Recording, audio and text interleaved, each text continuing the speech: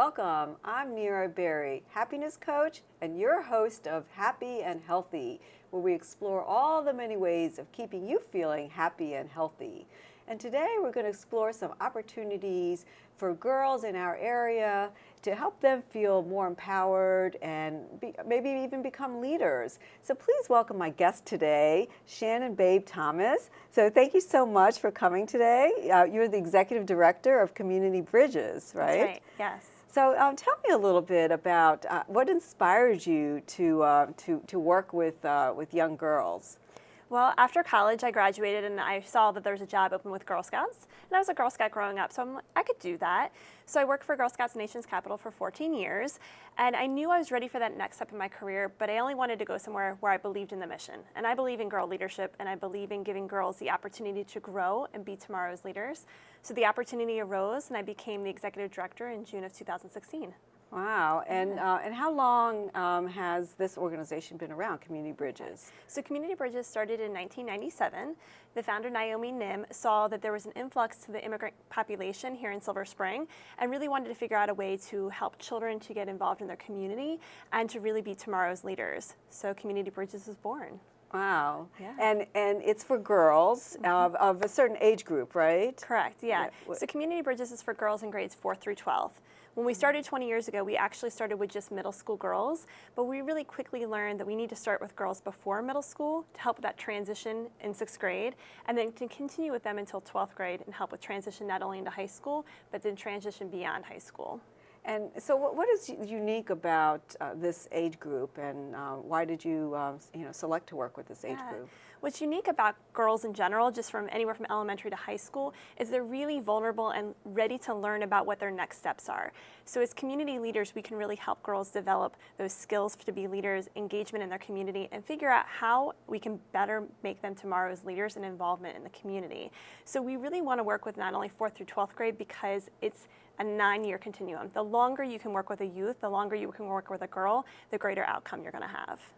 Oh, that's great. Yeah. And how do you identify which girls you want to work with? Because I imagine, can a girl just say, I want to be part of it, or what makes them prime for the plucking for this to get help? Well, of course, any girl that says, I want to be part of Community Bridges, and if we're in their school, we want that girl to be part of it. But we really work with our community leaders and the school organizers, the administrators, guidance counselors, and principals to identify the girls that have the greatest need.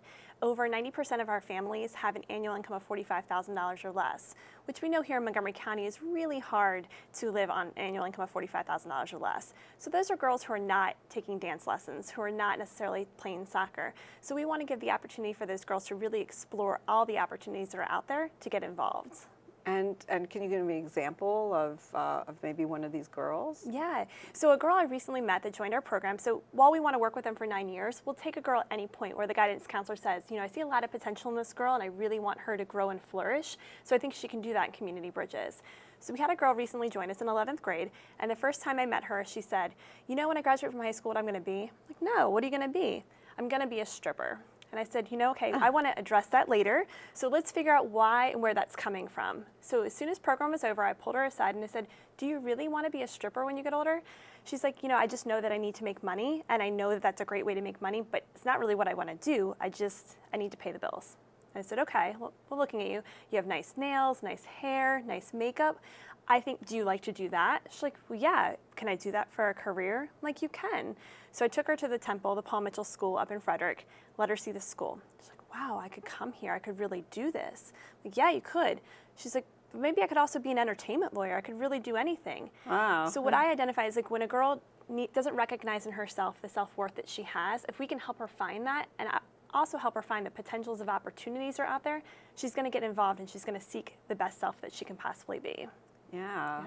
And so a lot of these girls, if you identified one of the obstacles as far as maybe being successful in their life and their career, maybe just not knowing, but there are other obstacles that you see often? Yeah, not knowing. Financial is a huge obstacle. If you think that your family can't afford to send you to college or afford you the opportunities that you want, you might make the assumption that, yes, I've got to start working right out of high school, or I'm not going to go look at college because I don't really truly think it's a real opportunity. So we find is 100% of our girls not only graduate from high school, they're also going on to college. And part of that is we start working in high school to identify what classes are you taking, are you taking AP courses, have you looked at colleges and taking them on tours, and making sure that they understand they can fill out financial aid applications and that college is a real option for us. So not only are they graduating from high school and going on to college, many of them are going on to college with full rides. Wow. Yeah. So you're making such an impact on not just them, but their family and their community. So, what? Let's say you're not involved in a particular school. That a girl who might be watching the show, maybe you can give some tips or tools that they can utilize. Yeah, I think girls, the first thing that they really need to understand is their self-worth and understanding that they are worthy and that they do have a lot to offer. So I say to girls, start journaling and really figure out what is it that you really like about yourself and what is it that maybe you don't. And identify why is it that you don't. And what are tools to help you to figure out how you can have more on that you like about yourself than not. Self-esteem is the next piece. The more that you can be happy about yourself, the more that you're going to be successful. And I think what any girl that can recognize that in society we sometimes put things out there that hinder girls from having high self-esteem. Can you give me an example? Yeah, so our girls at Springbrook actually identified that there's this ad that Victoria's Secret put out, and it said, everybody for everybody. Now you looked at this ad, every woman had the same hair length, the same body type, they looked exactly the same. So it's not really everybody. Exactly. Yeah. So our girls were like, what can we do to really change and flip that image to be the positive? So they took what the image looked like, took the girls in the program, lined them up against the lockers exactly the same way, and made a new image and said, this is what everybody for everybody truly looks like, and they hung it around their school. Then they wanted to take it a step further. So they looked at Vogue magazine and saw ads that were portraying women in a negative light and flipped it to the positive. So they had half of the image being the original image and the other half being the positive image that they created and hung them around their school. Oh, so really nice. saying that we as leaders can help show girls that what we're showing in media is not the true perception of what women should be looking at, and how can we flip that to be positive. So I encourage all girls to really look at that. If they can say to somebody that that's not really how we should be portraying women and they can make a change, then it's going to help impact women for all around. Yeah. So what other tips can you share? Getting involved in their community. So while community bridges, I would love to take every girl, we're not in every school, but there are organizations in every school that girls can become part of. If you get more engaged in your school, more engaged in your community, you're going to feel more connected, you're going to become natural leader, and you're going to feel like, I want to do more for my community. So I really encourage all girls, even if it's one club, one after school activity, get involved, and you're going to love what you do. Yeah, like for instance, even the Girl Scouts, or there's so many organizations. Yeah, Girl Scouts, or even try a sport. It might not be your thing, but try soccer, try running, try drama, try doing one of the musicals. Just try something in your school, because that's beyond the schoolwork. It's like another thing, and you can put it on your college application. You can put it on your resumes for employment. It's really just a great way to get involved. Yeah, and to really think about what are you really passionate about, Exactly. what really makes you happy, Right. And maybe be part of a drama club or sports, or there's so many opportunities nowadays. It's just really looking it up and finding it on the internet. There's a lot of information out there. So those are really good tips that that a girl could use. And I think as part of being part of this group, that they probably make a lot of friends, right? Exactly, yeah. And friends that are that think the same way, which is really great also. Well, what's unique is that we find our girls are very diverse. They really represent Montgomery County. So we have about 60% Latina, 30% African, and the girls are coming together and they're saying these are girls that I wouldn't naturally be friends with outside of the group. Yeah. So they have their cliques outside of community bridges, but then they come together and everybody is a family. Everybody's getting to know one another and everybody's sharing and learning. And I think that that's for any organization. When you come together and you find that you're passionate about being involved in your community, or you're passionate about figuring out your future, you find that it brings all different types of people together, and you become friends with people that you wouldn't necessarily be friends with if you weren't part of that group. Yeah. So do you know of some girls that maybe not would have been naturally friends, but have come together and have stayed together through the years? Absolutely. Yeah. So one of our girls that's getting ready to graduate, when she first started, she said, she was unhappy that her parents moved here from Ethiopia. She didn't want to be here in America and didn't really want to be going to American school and really didn't want to make friends. that came into this group and was hesitant at first and said, I'm not really sure, then she not only met all these other girls she became friends with, she became a natural leader, and she was the president of Community Bridges. So not only did she have these friends, she was leading them and helping them to figure out what they were going to do the next year. Wow, wow. And can you give examples of some of the experiences that the actual program that you use? Yeah. So one of our months, we spend a lot of time on looking at cultural identity. So I said we bring girls from all different cultures together. So it's really having that pride in your own individual culture, but then also sharing with others what they do in their countries or do in their culture to really appreciate one another and bridging those divide, so you take away the divide that naturally happens in society and bring them all together to be one. So that's really great. And they're like, oh, I had no idea that your family does that or that you eat that at the holidays. So really learning from one another has been great. And we try to do at least one college tour a month so that the girls are able to go see colleges and also see within that, do I see my culture in that college? And if I don't, is there a way that I can make that change? Is there a way I can get involved and make that happen? And we did that in January. We took a group of girls to Princeton. And when they got to Princeton, they're like, okay, I don't see myself here. I don't see the diversity here that I'd like to see. But I could go here and I could make that change. I could change the makeup of the university, which is hard to do, but it's great to see that the girls really have that mindset that now that I feel comfortable in this group of girls and comfortable with other cultures, how can I get out there and make that change? Yeah, so they could actually be the change, and they may never have even thought about going on a college tour. Right.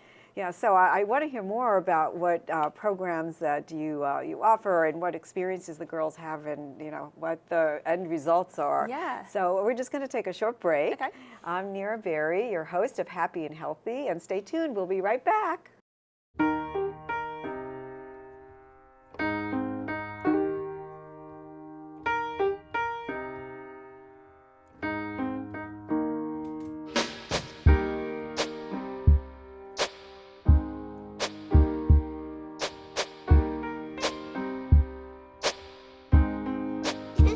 I love my sister. My heart doesn't see race. Love is love.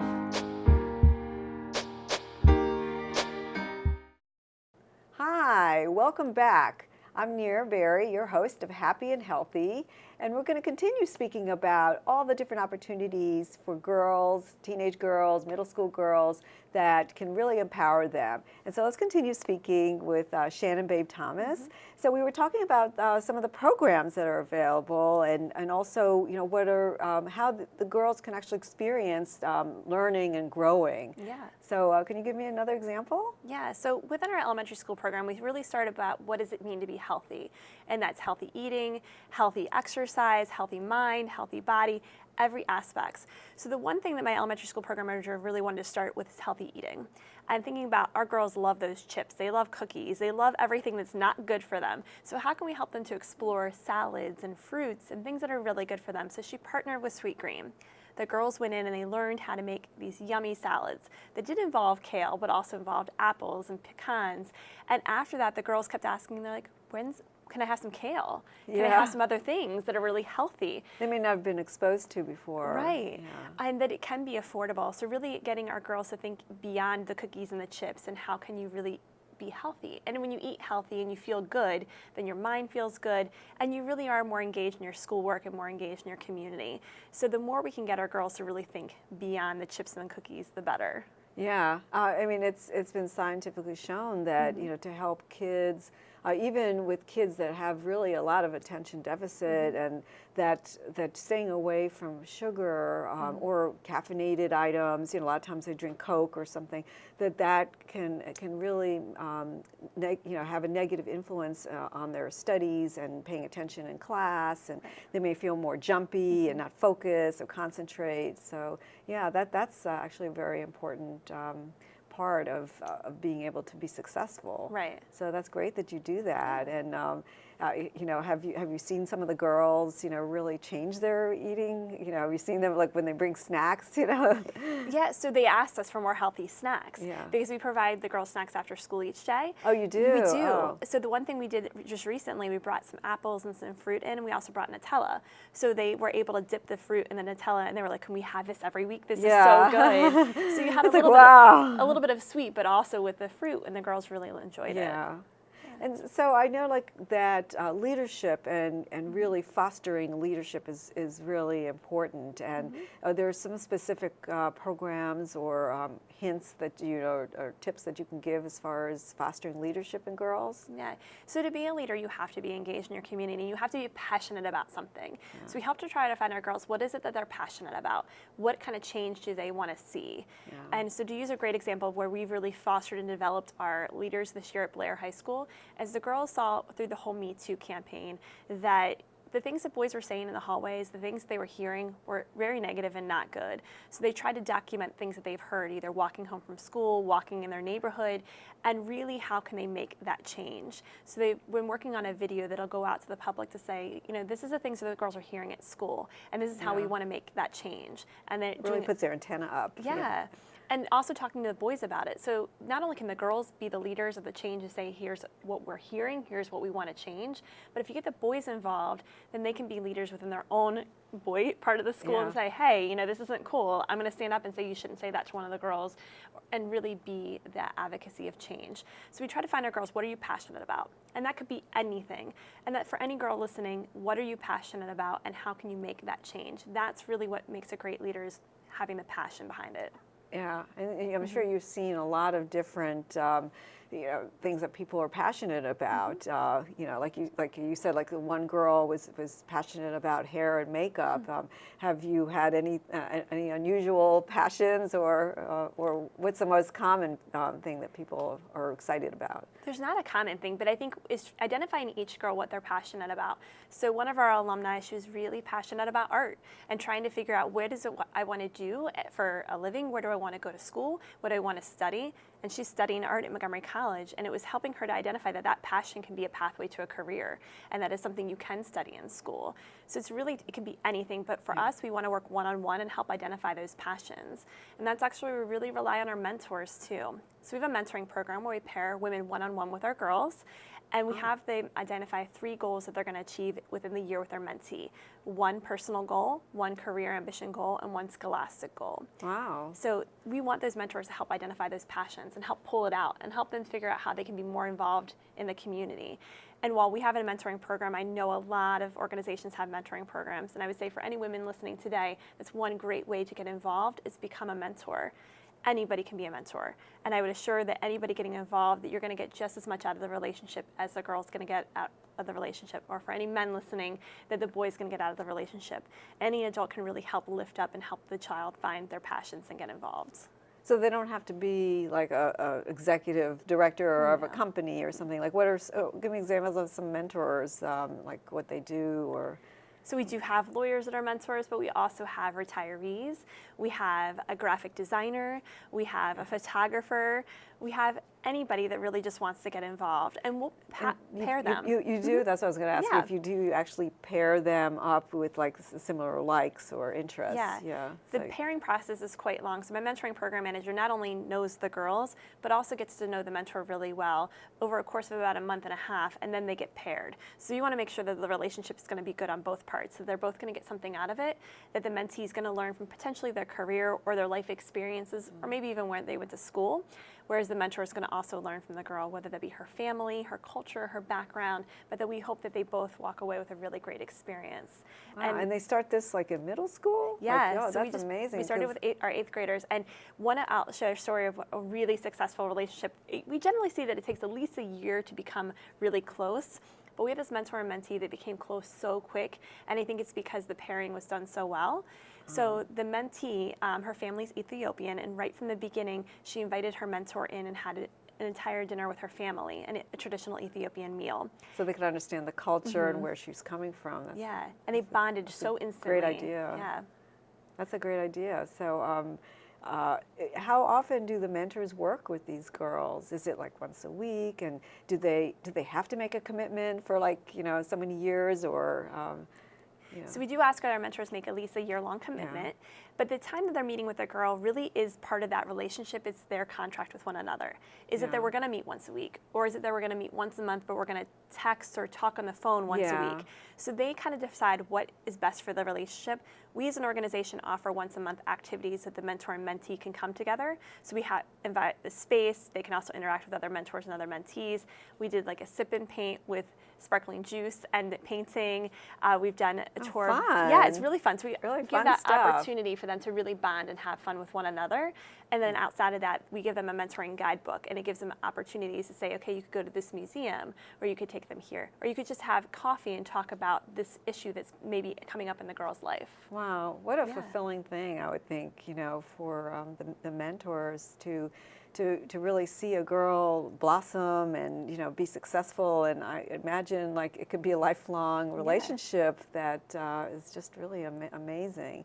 I can assure you it's a lifelong relationship. So we've had several girls go on to college, and their mentors are still very much involved in their life. So while that traditional mentoring relationship has ended, they're going to be part of each other's lives forever. Yeah, I bet. And so so tell me more about if you do any follow-up, like what happens if they've gone through all this and they've utilized all the your programs and tools and mentors. What kind of follow-up do you do to see if it really works? Yes, we do a yearly survey, but we also have a private Facebook group for all of our alum, so they can post, ask questions, talk with one another. So we are checking in periodically. Officially, it's about once a year, but our girls are doing really, really well. Since we started our college and career planning program 4 years ago, all of our girls are still in college or have graduated or have gotten their certificates from their programs and are doing really well.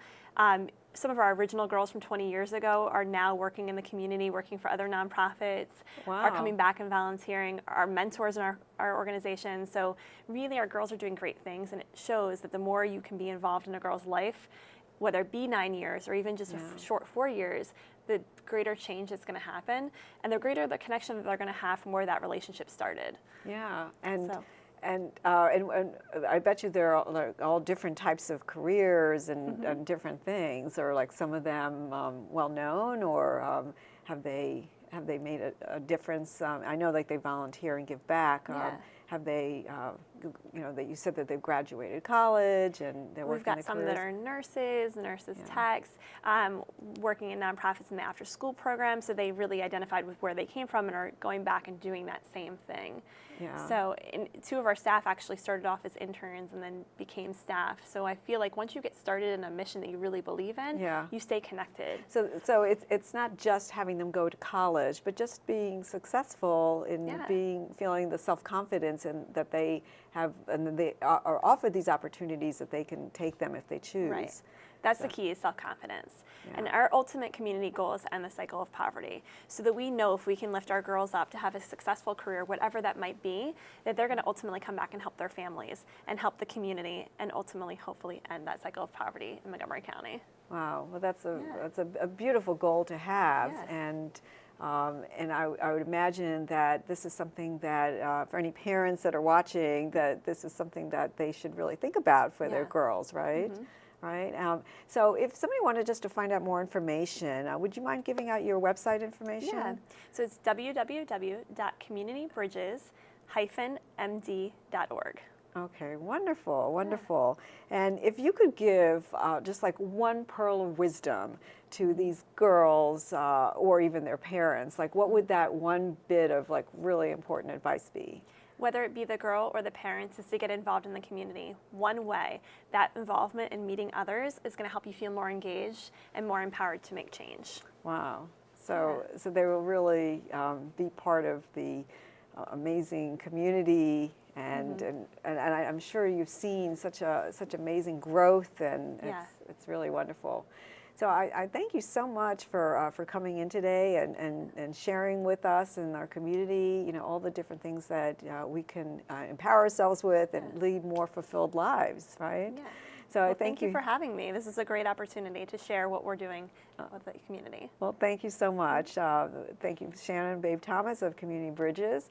I'm Nira Berry. I'm your host of Happy and Healthy. And stay tuned. We've got another segment coming up of What's Good to Know. So come right back. I've got a job to do today. I've got a job to do today.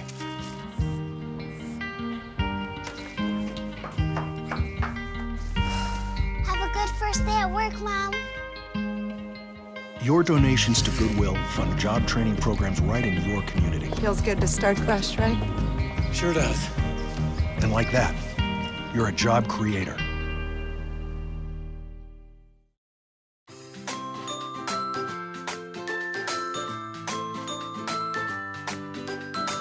Hi, welcome. I'm Nira Berry, life and happiness coach, and your host of Happy and Healthy. And now it's time for What's Good to Know.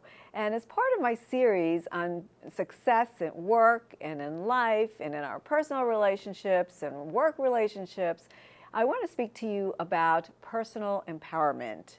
And this term may conjure up a lot of different internal feelings. Sometimes people feel a little scared by that, and sometimes people may say it's really fleeting, or sometimes people may actually feel that way. And I want to let you know that often the term is misrepresented or misunderstood because, you know, by the definition of personal empowerment, it really means that we can influence change for our success or influence behavior of people around us and maybe even our community and just as citizens in the world. And so what is personal empowerment? Generally people feel like it's a feeling, it's a sense of feeling empowered. But really what the new model of personal empowerment nowadays is really being able to see the effect of what we really want in our lives, being able to influence change and see the positive results as a result of what we take action to do. So really, it's not just our feeling of feeling empowered, of being personally empowered, but actually seeing our influence and making the positive change and really seeing successful results. And often there might be success and failures, and the success will make you feel like, wow, I can really do things. But really, to feel successful, you'll want to be able to see that there's actual change towards what you want. And failures might even hamper us in the road to feeling successful and may even make us feel like, oh, we don't even want to try. So one of the ways that you can really be more, feel more personally empowered, believe it or not, is using your voice, and your voice by complaining. And a lot of people are like, oh, I don't want to be one of these whiny people. And because of that, the studies have shown that people 95% of the time won't actually complain, that they will actually just hold it in because, number one, they don't want to make the person dislike them, they don't want to make the situation worse, and often they feel like, well, they better just leave well enough alone. But if you do it in the proper way, then you can actually affect the change that you want and really feel personally empowered and also powerful. And one of the ways that you can do this is really to build it up slowly, like start slow, and to really identify your goals. And one of the ways you can do this is through working with a life coach, a happiness coach, and really identify your goals and how you're going to achieve them, what obstacles you might come across, and make them really set attainable goals, realistic goals. And the life coach will also hold you accountable, so make sure you're on your path of really reaching your goals, of living a more successful life, a more fulfilled life. So let me know how that's working out for you. And if you have any questions or comments, feel free to contact me, the Happiness Coach, at happyandhealthy@mmctv.org. And really, I'm happy to hear any comments. I'm Nira Berry, the Happiness Coach, and I'm the host of Happy and Healthy. So have a great day.